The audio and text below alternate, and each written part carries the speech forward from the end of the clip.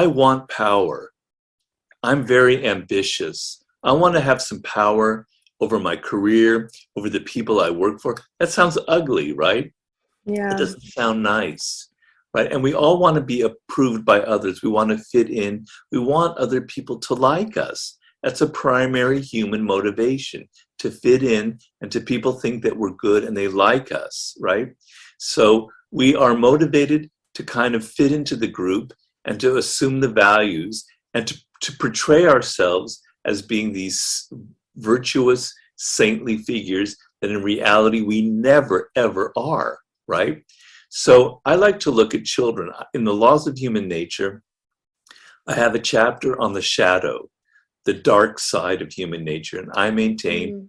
everybody, including you, has a shadow, right? That dark side that you don't want people to see. You try and conceal it. It contains your kind of aggressive impulses. It contains some things that are maybe a bit ugly, a bit selfish, things like envy, things like aggressive desires and impulses, right? Right. You're hiding them desperately because they're not good. And when you were Yeah. a child, you had all of that dark energy. It was very natural to you because that's part of being a human being.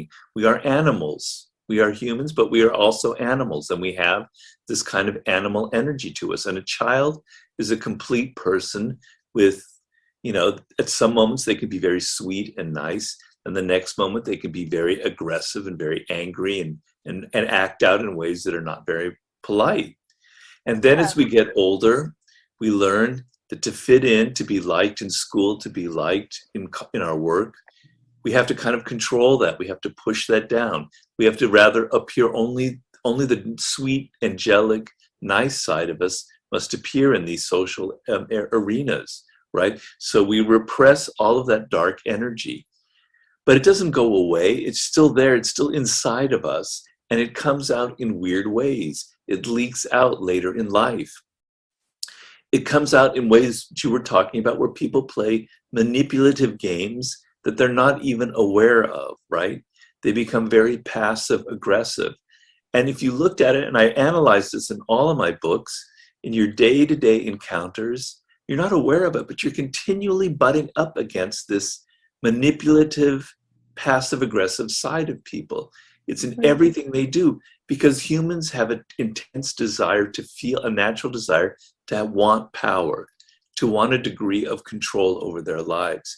And if they can't get it directly in acting out and doing what they want, they're going to be indirect. They're going to play these games, right? And so we don't like to think about that part of ourselves. We want to think that we're all good and kind and sweet and wonderful, right? So that part of it is very hidden. You have to learn how to detect these kind of patterns in people's behavior. But what I Right. wanted to do in my books is remove all the guilt and the shame about this. Okay? Hmm. You are a human being. You are a complete person. You have these desires for power. You feel envy sometimes. I feel envy. Everybody feels envy.